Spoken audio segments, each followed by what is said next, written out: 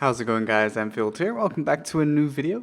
Today's video is going to be pretty interesting and sort of unique for me. It is a 3-mark session finish video, but there are a few things that will be different. First, this is the very first 3rd mark session I've got from Southeast Asia. Now, most 3rd mark sessions on my YouTube channel are my own. Those are either NA or EU. I've got a few 3rd mark sessions from fellow NA Super Unicoms, but none from Southeast Asia before. So this is going to be pretty new. We're going to have some Southeast Asia or Asia server gameplay, which is going to be pretty unique. So as you will have seen by the title of the video, the tank in question is the TVP, which is a very, very high requirement mark to do indeed. And the player is Val, who is a very, very good player coming from the Southeast Asia region. And I know what many of you may be obviously thinking, lol, Southeast Asia server. But believe me when I say that he is an amazing player and will be an amazing player regardless of what server he happens to be on. So yeah, I hope that you enjoy the gameplay and you will be able to see just how well he plays the tank and how he utilizes everything. And the second thing that's going to be different about this video is, those of you obviously that watch the other ones, you'll know that what I usually do is I record the battles of the replays. I go off and do something, and then I come back and I watch the replay via the video footage that I have, and then record my commentary as I watch the battle unfold on video, not on the replay. This time I'm going to record the replay and record the audio as I watch the replay, which means I may, pause or sort of tilt the camera a little bit in certain moments if I feel it's necessary. I actually haven't done it yet, so I don't know whether that'll actually come into play. We'll just have to see. But I think maybe it could be quite interesting if I need to explain something, which is really what this is all about, is educational stuff. So yeah, we'll just see. Maybe there won't be a situation where I'll need to do that, but I thought I'd throw it out there just in case there is. Okay, so first up, I chose to do a mines replay because this is a map that appears far too much at tier 10, but you do need to know what you can do on it to be successful. So you can see immediately he's asking his Batchat whether he wants to go hill with him or not. So Batchat didn't seem to say anything unless I missed it. So he's not sure exactly what his ally is going to do. So we'll have to see. No, he's definitely not going hill. You can see that 1390 is though. T71 is like, yo, let me get in front of you. Let's see how that works out. Predictably bad. Now, he's way too slow at this point. So there's no way he can go onto the hill. But he can do denial shots, which means he's going to go and set up 4 shots on whatever tries to climb the hill, which is a TVP, is incredibly potent. Obviously, it's got 4 shots in this autoloader, and it reloads very quickly, unlike a Batchat. So, unfortunately, though, nothing really to shoot at, as the Bulldog on the enemy team was far too quick for him, and he wouldn't have been if he wasn't stopped by a T71, but there you go. Now, his ally Batchat has gone into the corner here, and the enemy Batchat is also in the same region. So what he's doing, by looks like, he's going to go around the back. Now, this is okay. The reason this is fine is because the enemy does have hill control, but it's just a Bulldog, which means it's not really that dangerous. He's not going to have to worry about too much shots from the Bulldog itself. So he can come up here and get some damage without worrying about the hill. Oftentimes what you'll notice is he's going to struggle to pen that due to the fact that the defender is pointed down, making that lower plate very difficult to pen indeed. But what you'll often notice is when you come over to this position from this side, which it's much stronger from this side, is that you get shot from the hill if the enemy has hill control. And if they have mediums or other things like that, it can be very, very, very difficult to actually utilize this area. However, just a Bulldog is not the end of the world, so you can wait for the Bulldog to overexpose and get some shots. And just look how quick that TVP gets his damage out. Unfortunately, he got a shot from the Scorpion there. He was a little high up, and the Scorpion was able to aim a shot from A4. One of the artilleries is fired. They do have 2 artillery, the T92 of course being incredibly dangerous, but because the TVP is basically a Leopard, it doesn't have any armor anywhere and it's kind of big, the Lorraine Arty is still kind of a big threat. So this position you see him in here is very, very good. If the enemy has poor view range and you can use it, kind of like carefully, because you don't want to get lit and blown up as well, you can get a lot of damage out. And because the TVP trades so successfully, you really can do a lot of damage. If you can compare it to another tank, ooh, this could be bad. Oh, rammed into the T49 to sort of throw him off there. Look at that ram damage. It's actually quite a lot considering it's a TVP and not like an E50M. In fact, even I'm quite surprised about how much damage he did on that ram, but very successful. But yeah, the TVP is great because you get the shots off so quickly. There's almost no exposure time. Oh, he has to be careful now though because the Batchet is up there, but if he can punish him... That was unlucky. Yeah, unlucky there. Not to get more damage out on that Batchet, but yeah, as I was saying, the TVP has almost no exposure time due to the reload shells on the shells being 1.5 seconds interclip. That's really, really fast. The Batchet just got wrecked by the M53-55, which means Val has basically a free reign here now, thanks to that M53. In fact, he does actually say nice shot to the guy. You say some crazy things when you're trying to 3-0. I'm joking. Oh, he's got some shots on this defender. Side turret. And disappears. He's going to send the blind shot out anyways. Now, you notice that he's been through all of his APCR, and now he's actually switching his heat. You'll also notice that he loads a lot of heat. And the reason for this is two. One, he's trying to 3-mark the vehicle, so I imagine... you know, you want to use the superior round more so. But two, also, unfortunately for the TVP, the APCR pen is really low, like E100 low. So it's very difficult to utilize correctly. And when you have an autoloader, it's absolutely pivotal you try to get as many shots connecting for damage as possible. And when you start bouncing shots, it's a bit of an issue. The Batchet has good pen, but a poor accuracy to deal with, whereas the TVP has good accuracy, but very low pen on the shell. So that's why you'll see a lot of heat, I'm sure, in these replays. I'm one replay in, but yeah, I'm fairly positive we'll probably see quite a bit of heat. Now, he's flexed back here using the speed of the tank. The reason for this is the T10 was coming after him. He doesn't have any hit points really to deal with it, so better run away, flex around, and he's going to come and take the hill. Now, he's hiding here because he got lit. He obviously doesn't want to get clicked by the artillery pieces. Yak Tiger is on the hill. It's kind of interesting. So he's figured he's waited enough time. He's going to see if he can get any shots. The defender may not be far enough, but he might be able to shoot this T10, especially if he overexposes. So you can see this is the reverse angle, what the Bulldog and the Batchet had earlier. He's now taking the same position. So the T10 is going to be in danger the same way Val had to be careful as well. We'll have to see whether the T10 overexposes. Val, I think, needs the mouse to back up more, so that the T10 is baited around the corner, because right now the T10 seems to be able to fire safely, although the mouse is actually replying. Thought the mouse might be interested in the defender. I couldn't quite see it because Val was aimed in quite a lot. But he's not moving over here, so let's see if he can see the Pershing. I think, yeah, it's too sketch. I wouldn't go for the Pershing, but perhaps he can figure out where this Scorpion is, or even the E4, because the E4 is on the island. Ooh, his M53-55 once again being very helpful by counter-battering the T92. That only leaves the Lorraine already. Of course, Val is one shot either way. However, the T92 can splash to kill him. The Lorraine would struggle to do that without a very close shot. So the T92 being out of the fight is very, very good. He's just waiting at this point to see. They do have a Scorpion running up. Ooh, okay, E4, yeah. So he might maybe poke on this Pershing because the E4 can't shoot him from the island. No, he's not going to go for the Pershing. He's going to go for the E4. Okay. Let's see if he's able to get some shots, or is he going to shoot the Scorpion? Yeah, he's going to look for the Scorpion. Oh my goodness. Scorpion goes nosedive straight over. Now he can use these bushes. I think can be safe from the E4, although the E4 is unlikely to push anyway or poke at this stage. So he's got 3 shots, and this is a little risky because the Pershing and is backed up by the Scorpion and the Lorraine, so he does have to be careful, and he's probably considering that now. The Scorpion has ran all the way back up.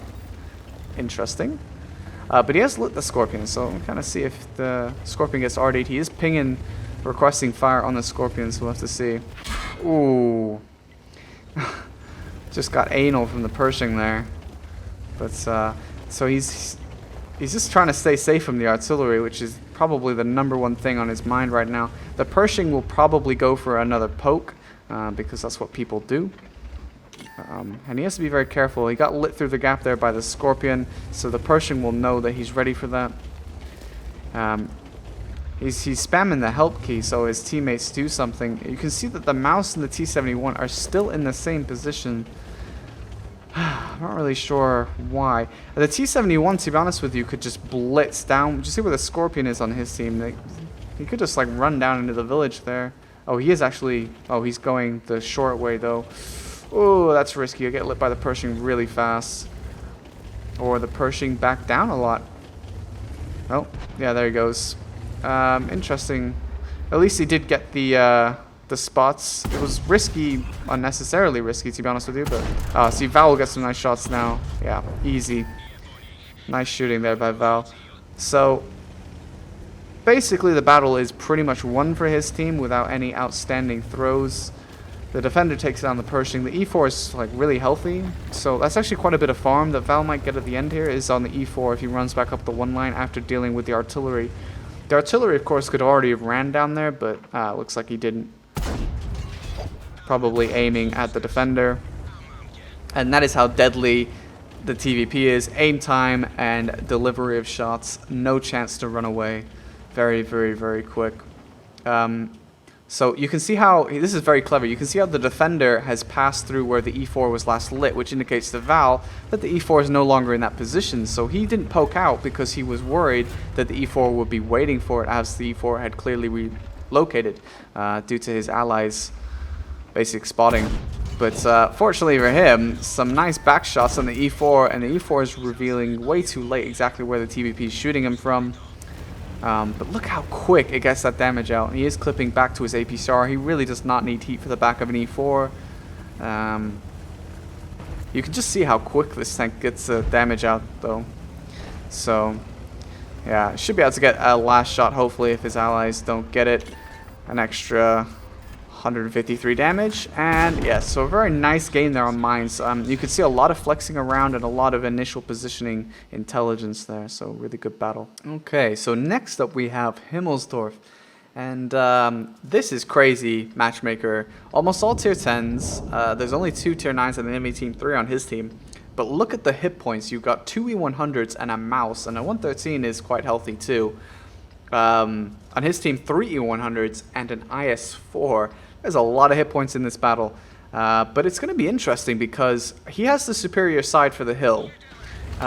You can tell that by the fact that the 2 entryways here mean that you can actually access the hill safely and get down the hill safely, whereas the enemy team is through a throttle point on the 0 line where they have to crest, and there's no little slope like there is here where you can sort of dive over to the castle side safely and get up. It's actually really imbalanced, and I don't know why it's still a thing, but there you go. So he's getting some initial shots here, but Grill 15 being Grill 15 and so quick, was able to get a shot in there. And it was a little risky, though, because you also had the 183 that obviously got a very good spawn and was up there quite quickly, too. But yeah, that's the shot that Grill 15 got. He just checked it there. So, you know, Grill 15 problems. The tank is so fast and it punishes you for so much damage. Part of the issue, Wargaming nerfed it. Basically, it was playing like a medium tank, but it still sort of does that same thing. So, oh well. So far, Val is just basically looking for an opportunity to get some damage. It's very risky for him to make any kind of trade here. The E3 is going to take this position anyway, so yeah, he's going to move over and let the E3 take that position next to the rubble. He has to be really careful here. Now, the TVP doesn't have a great deal of depression, but it does have enough. Ooh, look, unlucky not to track that guy. Kind of surprised he didn't. But the TVP does have a workable depression, and because of the slope of this hill, again, it's OP this side, the slope of this hill does allow you to not need a great deal of depression to get shots. So, yeah, he's just having a look here just to see, but he might have to relocate soon because whether these guys will really trade, I don't know. I'm not really familiar with this service, though. But I suppose if he got a road wheel shot, that would also be quite deadly. So if this 183 started to climb due to the severe slope on their hill, he might be able to shoot him. Although the C100 is trying to side scrape, and of course, Heat is able to pen that. A little unlucky there with the trades, and the SCB-1 snapped him, which of course the SCB-1 has a really inaccurate gun, so a little unlucky there. He's down quite a lot of hit points and only done 1600 damage. He does have to be really, really careful. Any of the alpha hits from the remaining tanks up there, E100s, or the Grill 15, although the Grill 15 is moved, or the 183, all could finish him off, so he has to be very, very careful in this position. He does have a lot of time to spare though, because his team is really, really dominant on the 1-2 line. You also notice that the 8 line is secure. The enemy team is not pushing that. What this basically indicates is that his team is very outgunned on the hill, and the enemy team has way more tanks on the hill. You can sort of count the tanks on the minimap, but it's definitely evident by the fact that he has a lot of allies down on the 1-2-3 line, and the fact that the enemy hasn't been lit that much over there. So it's a little bit imbalanced in terms of distribution. So he was telling them to attack. He wants them to push the 1-2 line, but a coordinated push by your teammates on that line is kind of unlikely. So right now he's just settling for trying to snipe the 100 turret face with heat, which of course does pen usually, unless the angles become a little bit obscure. Now this 183 has come back up, which is very brave. He's very cautious right now because he doesn't want to get hit. Obviously he only has 629 hit points, and it's not exactly a great deal to work with, although the E100 just take a lot to the face. Okay, so now he's looking for these tanks over here. This is also very dangerous because the 121 has a big alpha gun, and so all it takes is a double tap from the 140 to the 121 and he's probably dead. You can see that the T10 basically just got sniped in his hatch from across the map. That's probably the enemy TVP doing that, judging by the position. It is actually quite difficult to be... Oh, that was close. It is quite difficult to be shot from that position that the T10 is in, especially with a low-profile tank, but if the enemy is far enough up, it is possible. It's a very slow developing battle, and what I will point out is the level of patience. What you'll often notice in pub battles is people just get impatient for shots, and they'll go out and they kill themselves rather than wait. There isn't always damage you can figure out or find. I say that you should always try to keep your gun active in the game, and you definitely should look for opportunities to do so, but it's just not always possible. And at the end of the day, sometimes it just requires a bit of patience. Don't YOLO out. Don't look at yourself with low hit points and think, oh, well, my battle's over. Because, yeah, there's a lot you can do if you just be patient, keep your gun in the game, especially when you have a gun quite as potent as the TVP's gun or a Batshek gun, for example. Autoloaders in the late game still alive are very, very good for cleanup. He's waiting to support his E100 here. The Skoda is going to be vulnerable. Ooh. Very, very difficult shot, that one.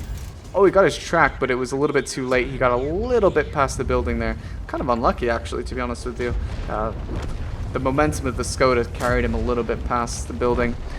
He does have shots in the SCRV if the SCRV stays there, but he's just going to pull forward a little bit more. It's kind of an interesting position for an SCRV, I have to be honest. The mouse is playing it very carefully. He's dealing with the E100 first, being safe against Val. He's trying to kill the E100, but it'd be interesting to see whether the mouse chooses to continue to push that line, knowing that there is a TVP here ready for it. Oh, he's gonna go for the E100. Maybe it wasn't good situational awareness. I don't know. Perhaps I was giving the mouse a little bit too much credit. And that is a lot of quick damage out on the mouse. Obviously, you can't continue to sit here. The mouse will pick him off, and yeah, it's a bit too risky to continue to sit at that window staring at the mouse. But so far his team has actually done a really good job. They've held off this hill despite the enemy having so many tanks. You can see that they sort of began to push with the E100s and it all fell apart. He's just being careful here, but he can farm these guys. And part of the reason you have to be careful with an autoloader, of course, is that enemy teams like to focus autoloaders, so it's a very difficult time to sort of play an autoloader in the support role all the time, because enemy teams see autoloaders, especially because they're usually squishy and they automatically target you. But you are a support tank, and when playing that role, you play it really well, so you just have to wait. So for example here, 268 has to go first, eat the 183 shot, let the TVP deal a huge amount of damage in the clip. Just went to spot him there. Whether the Whether the 268 is willing to take the hit is another story. Of course, the 183 is quite happy to back down. Whether he'll sit there on the corner and wait for a shot, I don't know. Yeah, it looks like he will. Val, of course, doesn't want to go first. Guaranteed to die. The 268 could survive. The E3 definitely can survive. Unless he's really unlucky. No one wants to take the hit. But unfortunately for the E100, it was him. Although, judging by that damage, that might have been AP and not Hesh. Wouldn't have made a difference. He would have killed Val either way. But now, let the farm begin. And he got a track shot too. If he can get another track shot, he'll get the assisted for any other damage done by allies. Oh, 1-8. Oh my god, not 183, 268. Oh my god, they both bounced. There you go. He's finally getting some track assisted damage, which he'll be pleased about for the mark. 6,000 damage. A really, really nice game there. A great deal of patience as well. So for this one, we have Erlenberg Assault. He's on the attacking team.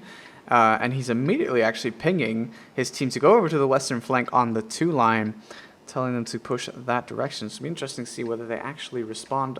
It does actually, if you do have a plan, sometimes people will listen to you. A lot of people do actually run XVM. One of the few benefits from people running XVM is if they are on your team, generally it does give them some respect for your ability. Of course, Val will have deep purple stats, so it'll be interesting to see whether he goes over the 1-2 line and looks for damage at G1, but that doesn't look like that's the case. I wonder if he's going to cut them off trying to climb the hill, because the enemies often cut through the 3 line to get onto the hill. So if he goes mid, he might actually be able to shoot that. Whether he can spot it, I don't know. Although he does have an AMX 1357 going over there that might light it for him, in which case it wouldn't matter whether Val can spot it. Yeah. So the AMX just lit all that. Whether Val can see it, I don't know. That might be quite difficult. But these are people taking a little bit of a long route round, and Val is immediately able to get a lot of damage off. Only missed 1 shot there. And you can see this T57 is also coming, so he might get some shots on this guy. Yeah, so this guy is doing the usual cut that people do to get onto the hill ready to shoot G1 in the castle. He's not quite lit, or excuse me, he's not quite got shots anymore though. That's the only problem. Unfortunately, this building does shield that a little bit, but this is very clever play. Really cool to see, a very interesting strategy, and because the TVP reloads so fast, you can definitely get away with it. Random WZ. I don't think any of his teammates can actually shoot that though. Just trying to have a look. Maybe the E100 if he backs. No, even then, there's too many buildings in the way, I think. Okay, so he's relocating now, and the reason for that is he has no allies on the 9-0 line, which means basically that'll be overwhelmed very quickly. So he has to be in a position ready to retreat, because if the enemy decides to push the 9-0 with a large force, he could be cut off from his allies. Now, I suppose he could still cut across the middle bridge, but that could be dangerous. Now, he's just going for a shot here on the SP. He's safer right now because the enemy doesn't usually push down the 8 line for shots. Usually they push down the 9-0 line, on specifically through the middle road where you can see the defender is currently. So he should be okay for a little while, but he does need to be ready to run if the enemy all start cresting onto the hill. His allies are applying some sort of pressure to the 1-2 line. Ooh, he's actually going for it. Yeah, I guess it's... yeah, okay, so you have E4 Centurion and IS-7. The T57 is dead, so he's okay, because the only thing that could be left is the 907, I think. So he should be safe. So that's a very clever use of counting the tanks. There's the 907. Needs to get away into the buildings. Yeah, he's fine. So yeah, that's why it's important to count the tanks, because I was paying attention to what he was doing and I didn't even count. But you can see, if you count the enemy tanks on the line, even without seeing where all the remaining tanks are, you can make a deduction about where the enemy might actually be. So yeah, very, very good use of that there. So should be able to get this defender. Maybe he'll go for the road wheel. Oh, he did try, but it went too high. Oh, he got it in the end, actually. Kind of a surprising shot. Oh, he fluffed the shot in the lower plate there. He probably could have waited a tad bit longer. Oh, the T69 is going to go full ham on him because that's what people do. Fortunately, he was able to quickly position around and react quickly enough to get away using the hill. And he'll be loaded very soon, and this T69 won't have anything left. The T44 though, he has to be careful. He doesn't want to take any real damage because he's already so low.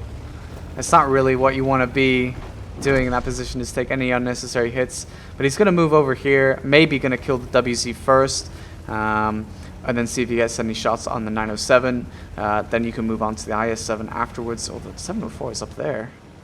Wow. Yeah, 704 relocated quite far. Well, not really, actually. I guess he just turned around, although that's kind of risky to do, but I guess he wasn't lit, so.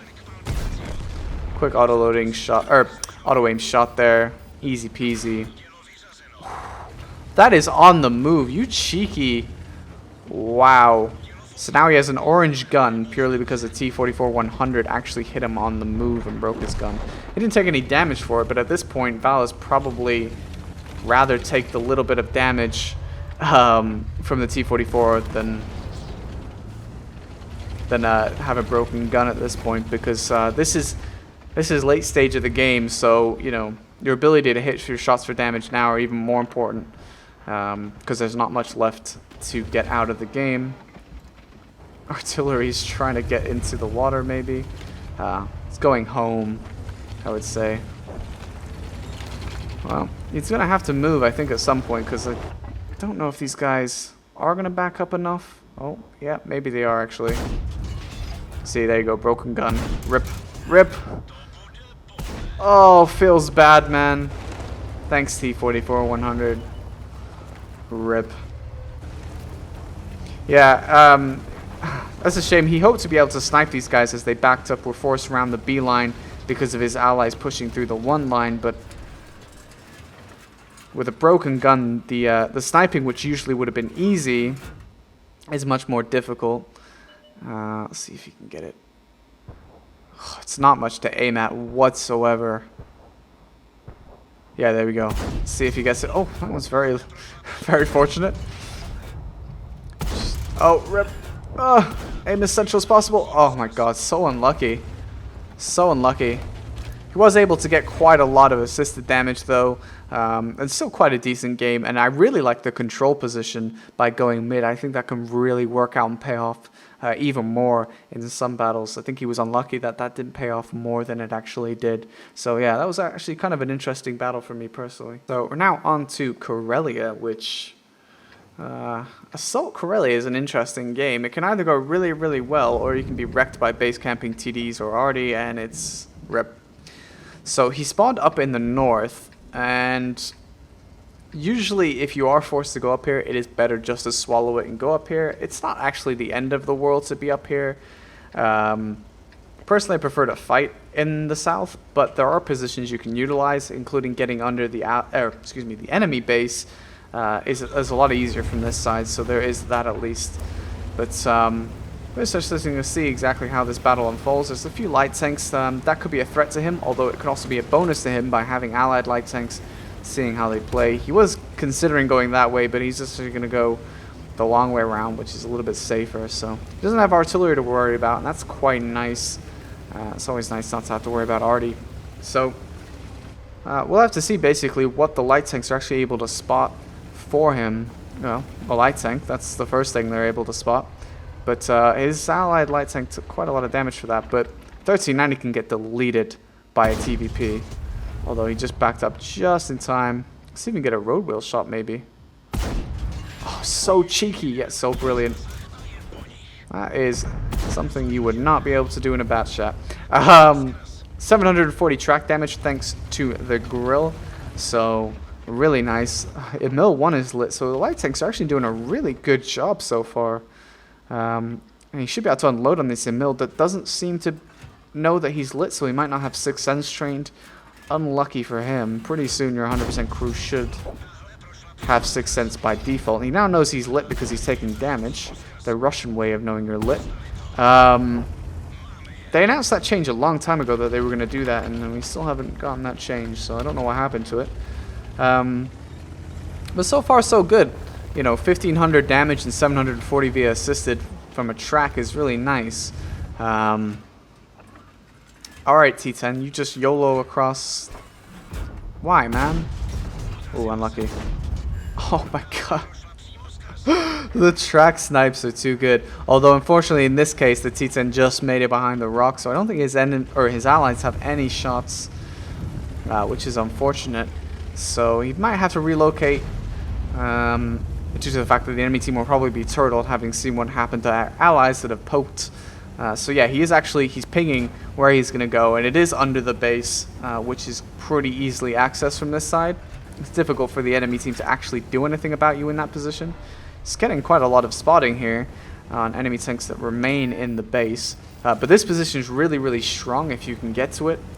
You can get damage on the backsides of the tanks at H1, which is really helpful to your allies. And you can also do a lot of damage to the base camping tanks, especially if they're far forward. So, yeah, it's actually a really strong position. Usually it's denied by enemy light tanks and other things like that.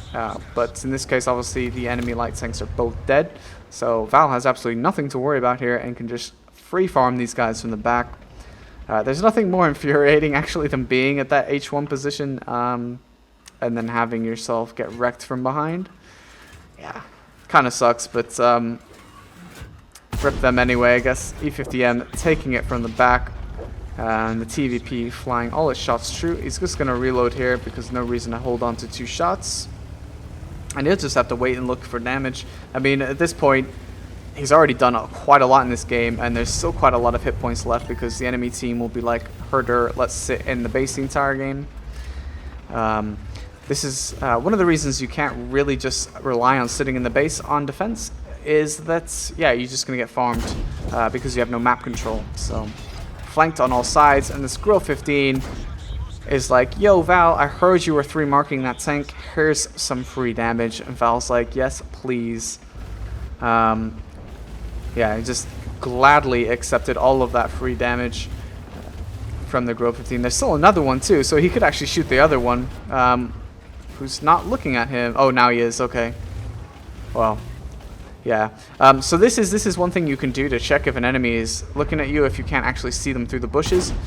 You can make the outline appear via using the center reticle, which is similar to what I was talking about in my tips and tricks video. If you can't really see what a tank looks like through obstruction through a wall, you can do that.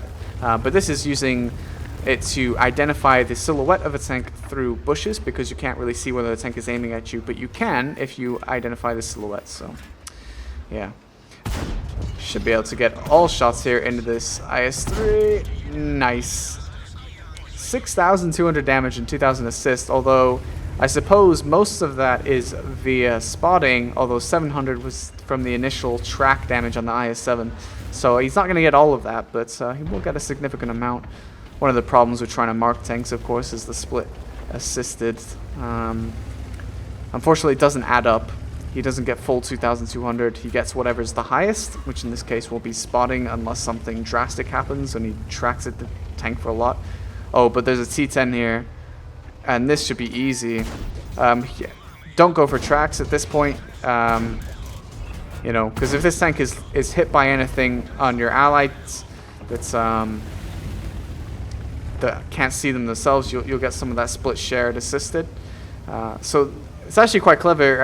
I suppose that's also one of the reasons he did not go for the road wheel on the Grill 15 that ran away, because had he done that, he wouldn't have gotten. He would have split the assisted even further, which is not really what you want ideally. And this leopard is just giving up, I guess. He doesn't care. Yeah. So yeah, I mean, at the end of the day, if you guys didn't know that about marking tanks, that the assisted is not counted. It's only counted, or they're not counted together. Tracking assisted and spotting assisted are 2 separate, and the game only counts the highest of the 2 in a battle.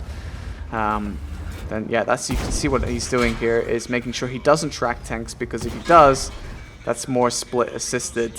Whereas he could potentially still get spotting assisted, but 9,200 damage and a lot of assisted. That is a really, really good game, and he'll be thrilled about that going for the mark, I'm sure. And finally, we're on to the final battle, which is the battle that he successfully got the 3rd mark. It's actually not super outstanding, but it is a pretty good battle still. And to be honest with you, he'll be loading into this battle. He would have been extremely apprehensive at the the artillery. Now, Va1heru can provide mediums with a ton of damage, but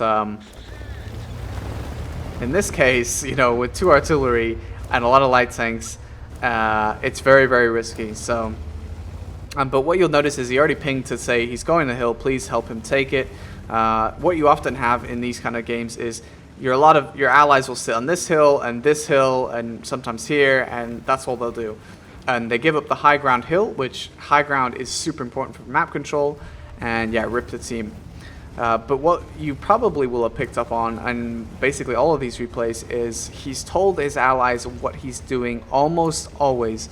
Not everyone does that, but it's something that you can do. It lets your allies know what you plan to do and things like that, so they might help you. You know, sometimes they might not, but if you let your allies know, they at least know, and they can set up, especially if you're doing a spotting or something like that. Now, he's going up under the hill, and you'll notice that he doesn't have any help. His allies are behind him. The 62A is in the position I talked about. The Batshot is in the base. The 50B is only just leaving the base. The RU is the only thing that seems to be coming up to help him.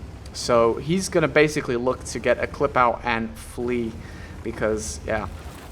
Of course, the enemy might not send enough to take the hill off of him, which is the other option. The enemy team likes to do the same thing as I talked about, but from the opposite side where you can see the Leopard and the T49. So we'll have to see. Yeah, we'll have to see whether the enemy does try to actually take the hill off of him, but it is potentially possible that he could sit here and not be contested. But he is ready to get at least a shot off. The other thing too is that if it's a slow tank such as the T57, last lit going in this direction, sort of. If it is the T57, he can actually get a clip off before he's lit, if he's playing the bushes right, and then run away before the 57 has a chance to retaliate and actually do any damage. Then, because the TVP can reload so fast, he can be ready to shoot again, and I don't know what is going on. That is a weird bug. Okay, replay. Never seen that before. Oh my god, he's using Warpack! Reported. Anyway, yeah, the TVP unloads its clip so fast and can get the clip back so fast that he could actually basically 2-clip this 57. So it'll be worth it. This is one of the few tanks in the game that has an autoloader that can rival the T57 because the 57 clips 400 damage every 2 seconds. The TVP is 320 every 1.5, which means the TVP gets through its clip much faster. 0.5 seconds adds up to quite a lot. If you've ever compared a 50B or Batshot against a T57 gun, you'll know that. So the enemy team has decided that they want to be Anakin Skywalker and not have the high ground, and so Val's just going to be all Obi-Wan and sort of chillax here and wait for eyes. I wouldn't be surprised if he starts asking his RU to do a little bit of spotting. He obviously doesn't really want to do it when you have a perfectly good light tank, and the light tank should be happy to do it because he'll get tons of assisted damage and is also very good at spotting anyway, so he can do it safely. So let's see if the RU actually wants to go, maybe? I don't know. The other reason Val might not want to push down is because his tank is still very important, has a very important gun, and it's risky, and also it's a commit, which means if he goes down and tries to do the spotting himself, he may get wrecked by Artie or something like that, but also he may not be able to run away, and he may be needed to defend the base. You can see the enemy IS-4 is pushed, which means also the SCRV and the 140 may also have already pushed. So the last thing Val wants to do is to be locked down there while the enemy team successfully caps. There's nothing more infuriating than relying on your teammates to do a simple capping reset. So here comes the RU. He's actually doing some spotting. So full credit where credit is due.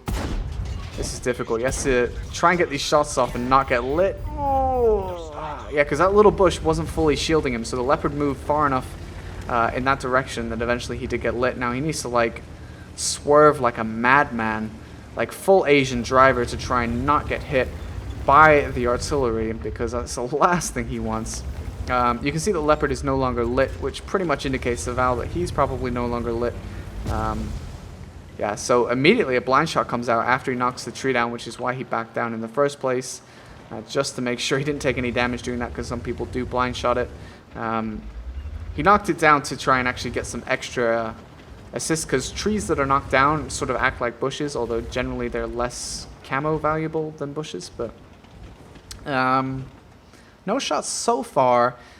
To be honest with you, it'd be useful to have the RU actually be a little bit more aggressive, because he might get wrecked from the swamp, which actually, yeah, he did take damage quite recently there.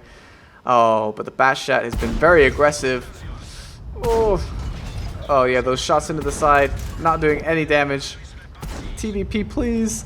Yeah, unfortunately, the pen on this gun, like I said earlier, is really, really bad, so it's quite difficult to actually do damage to enemy tanks. If they have like angles on their sides and things like that, and it just doesn't do well at getting through tracks even without using a heat mechanic shell. Even the APCR struggles, so yeah.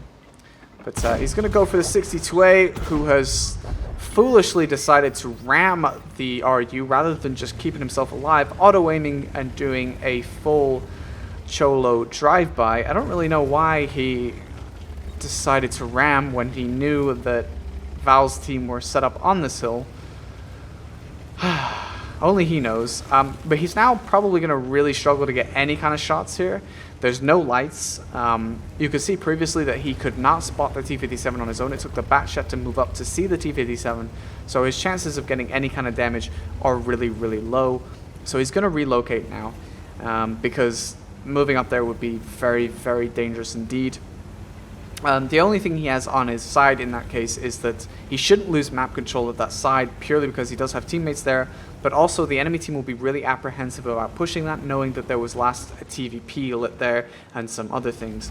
So the enemy team, especially the T57, will not likely want to move up there.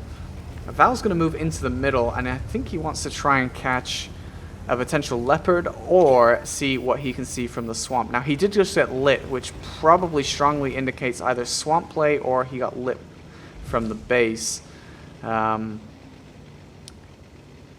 Yeah, it's probably the Batshot that lit him, actually. Now I don't know. That might have been the leopard. It's difficult to know.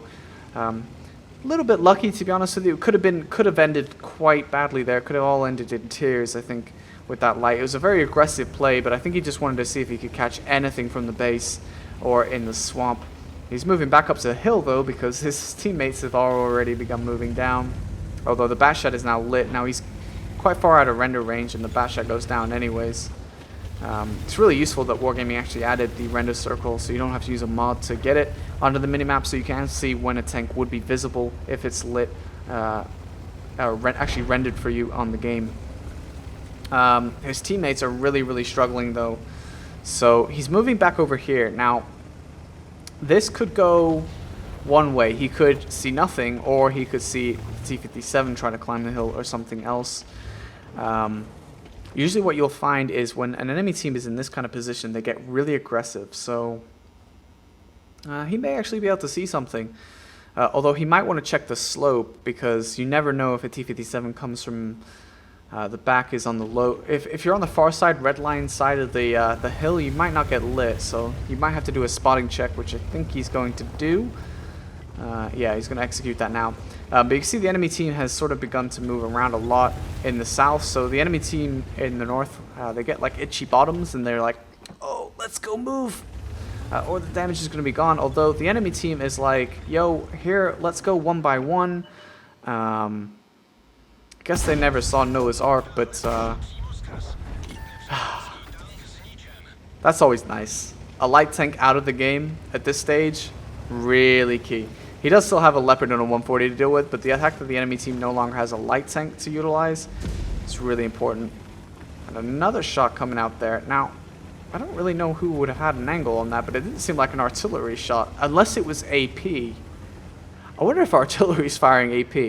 It makes me wonder actually now whether the shot at the tree where he's at right now, the blind shot was, I wonder whether that was AP from artillery. Oh, and he's lit a 140. Oh, can he punish? Oh, talk about punishment. At least he knows more about where the enemy team is. The fact that the SCRV is one of the tanks that shot him means that he is no longer at G1 or any position like that. That's APRD. For sure, that's APRD. Jeez, why would you load AP against a TVP that is so low? beyond belief, man. Weird decision. But he should be able to get some spotting actually out of this if he plays his cards right. He has to be so careful though, because this battle is really close. He honestly, he has to be so careful. But like I said earlier, like one of the advantages of these support tanks, the autoloaders being alive in the late stage of the game, especially the mediums, the Batchat and the TVP, is that they are very dangerous because a lot of tanks have been shot up a little bit.